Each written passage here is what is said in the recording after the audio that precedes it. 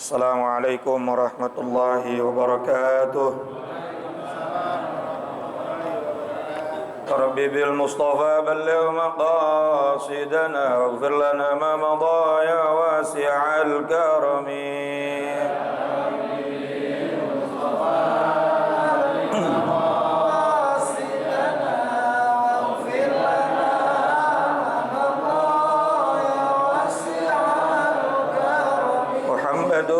سيد الكونين والثقلين والفريقين من عرب ومن عجم يا ربي بالمصطفى بلغ مقاصدنا واغفر لنا ما مضى يا واسع الكرم هو الحبيب الذي ترجى شفاعته لكل هول من الأهوال مقتحم يا ربي بالمصطفى بلغ مقاصدنا واغفر لنا ما مضى يا واسع الكرم اللهم صل وسلم وبارك عليه Alhamdulillah wa kafa, salatu wassalamu ala ibadihi alladhina istafa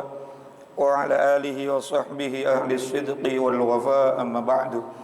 Hadratil mukarram yang mulia, para alimil ulama, para guru-guru kita bil khusus Kiai Haji Dr. Andes Muhammad Ja'far, Kiai Haji Farah Furqan, Kiai Haji Ahmad Habibi Abdul Rashid Ramli, mata'anallahu fi tuli hayatihim.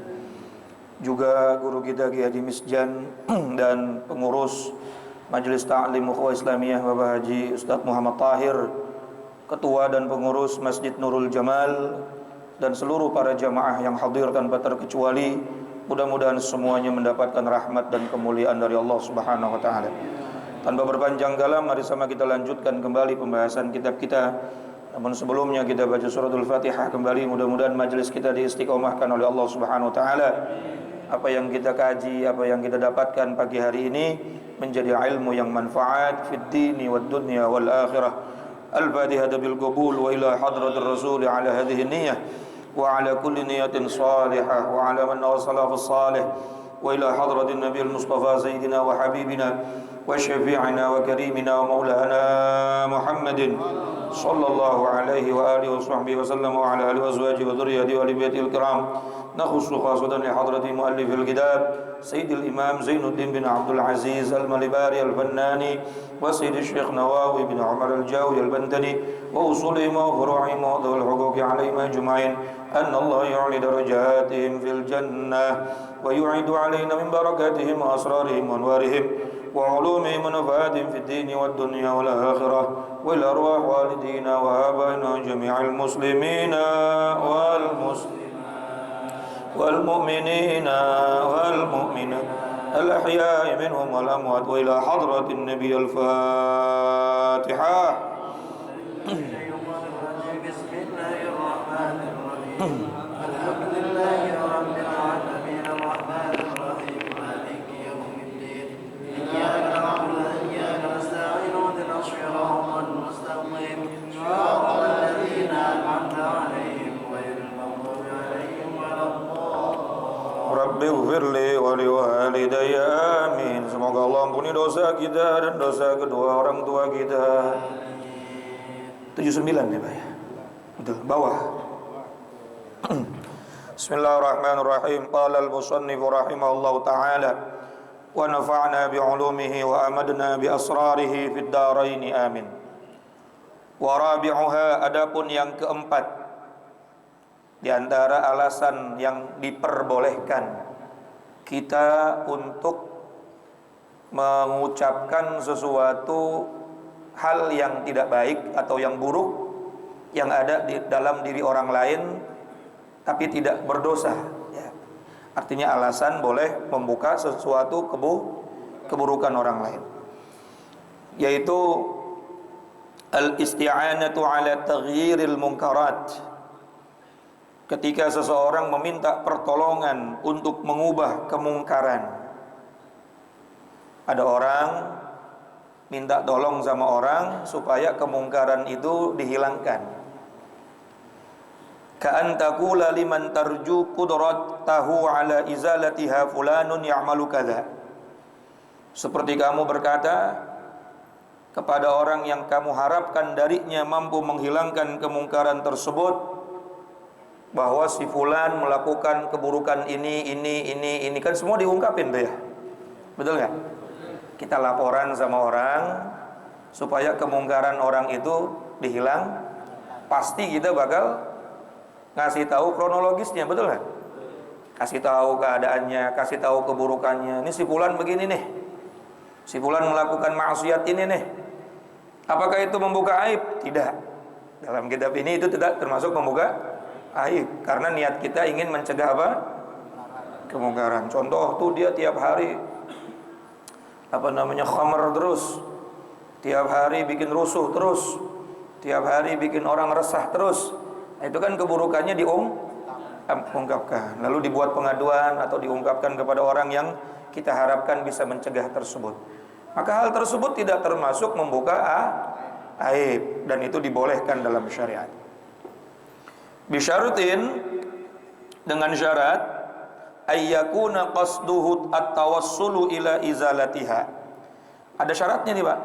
Tujuan kita mengucapkan itu adalah perantara untuk menghilangkan kemungkaran. Jadi niat kita memang untuk menghilangkan kemungkaran, bukan karena kebencian. Kadang ada orang lapor-lapor doang tapi ini karena benci. Akhirnya semua orang tahu aib orang tersebut.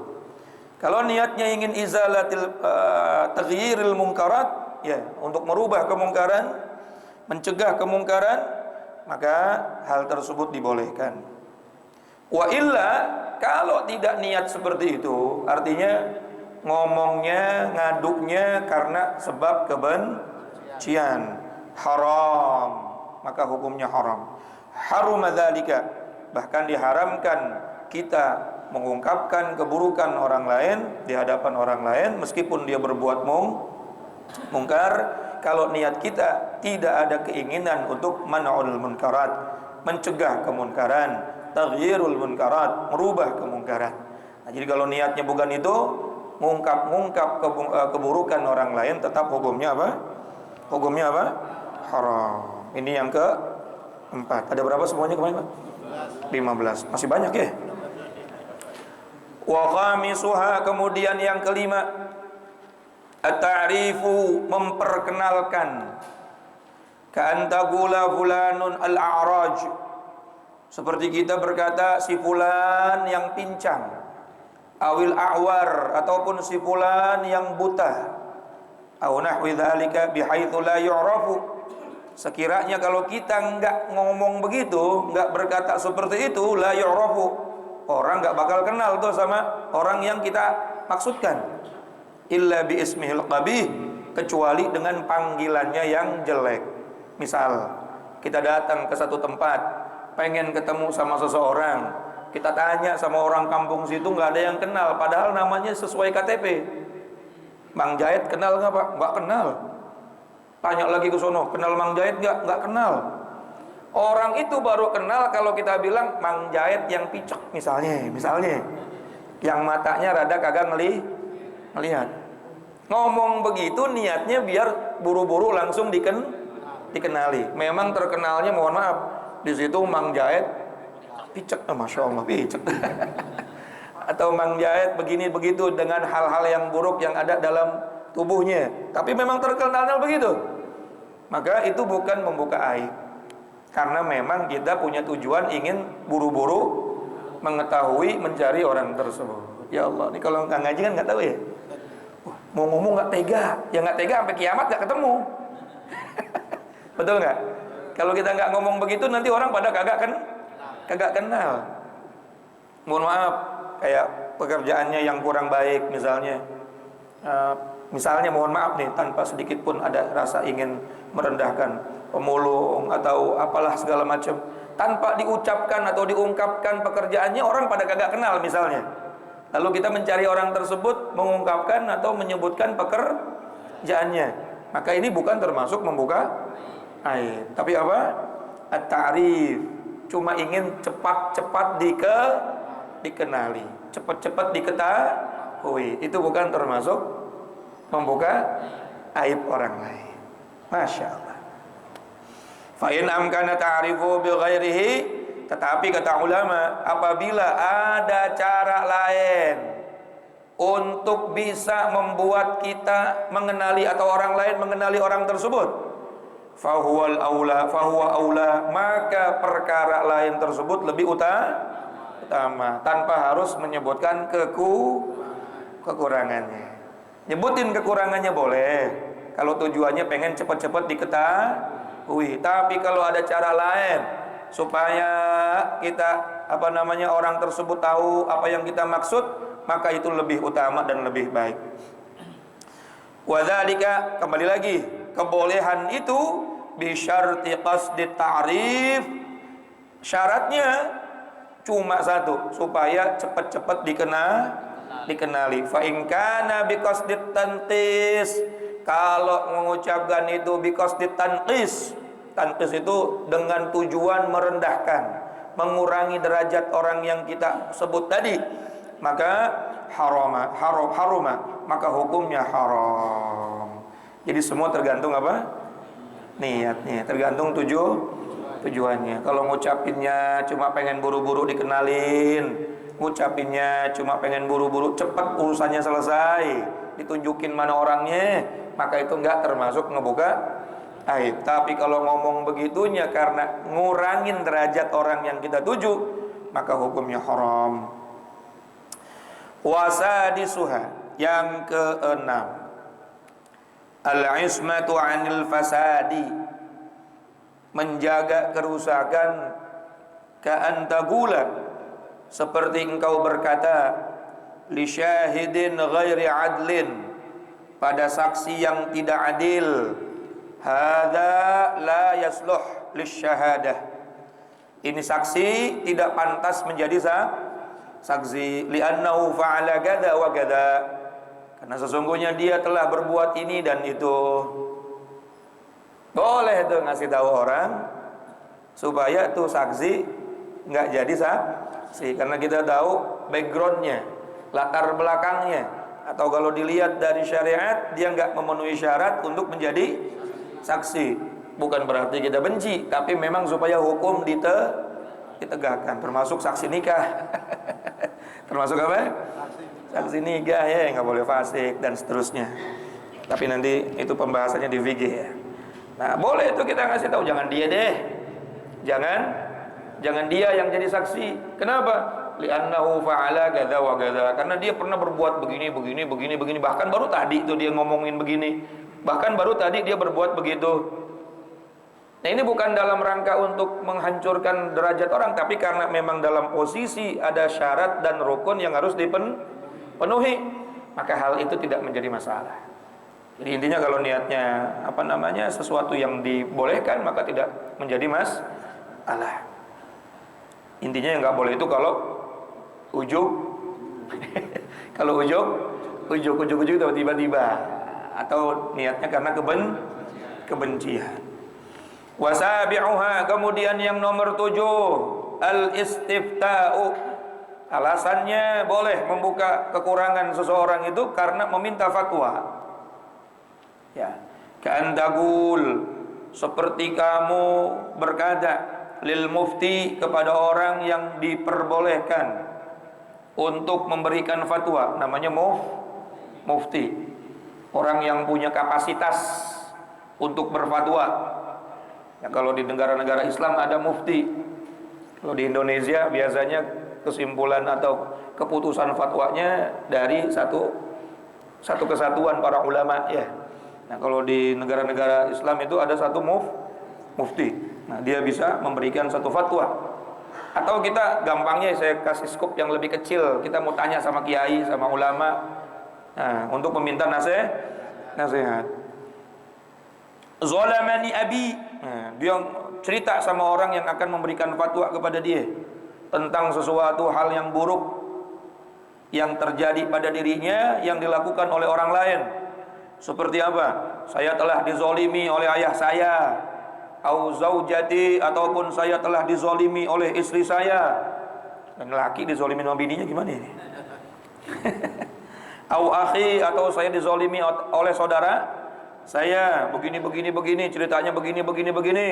Wa kaifa tariqi, lalu bagaimana cara saya untuk membebaskan diri, atau bagaimana cara jalan saya untuk menghadapi ini semua.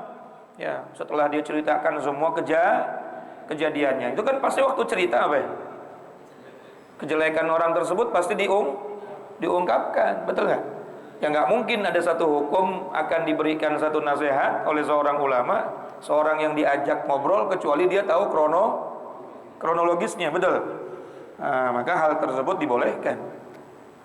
Bi antaku lama qauluka fi rajulin zalamahu abuhu au akhuhu au zaujatuhu walakin at-ta'yin mubahun. Ya.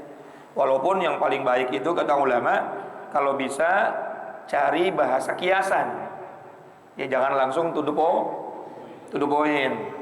Bapak saya begini, istri saya begini, suami saya begini. Walaupun tadi kata kitab ini, walaupun ta'yin menentukan atau langsung menjelaskan dengan gamblang, dengan detail, boleh saja.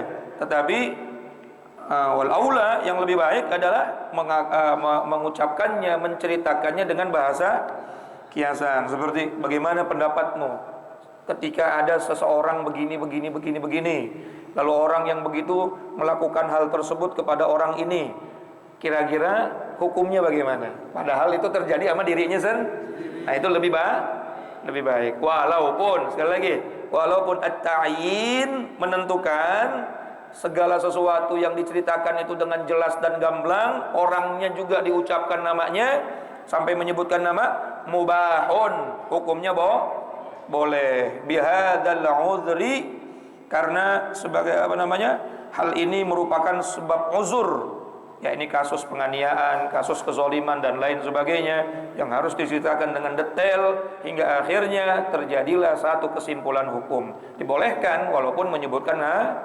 nama. Wa thaminuha wallahu a'lamu bissawab. Udah. Jangan banyak-banyak dulu. Ada berapa tadi tuh? 4, 5, 6, 7, tinggal berapa lagi? Nah, insyaallah mudah-mudahan minggu depan kita lanjutin lagi. Jadi alasan-alasan ini yang diperbolehkan kita apa? Membuka kesalahan aib orang lah yang tidak berdosa. Artinya kita nggak dosa ketika mengungkapkan kejelekan, keburukan, kekurangan dari orang tersebut dengan maksud tujuan yang tadi dijelaskan. Wa illa, kalau bukan tujuan yang tadi dijelaskan, kalau ujuk-ujuk doang, tiba-tiba doang, atau dia niatnya mankus untuk mengurangi daripada derajat orang yang diucapkan, fahuwa haramun, maka nggak ada alasan mengungkap keburukan orang lain, hukumnya haram, hukumnya dosa. Masya Allah. Mudah-mudahan manfaat. Kurang dan lebihnya mohon maaf. Wallahul muwaffiq ila aqwamid thoriq. Assalamualaikum warahmatullahi wabarakatuh.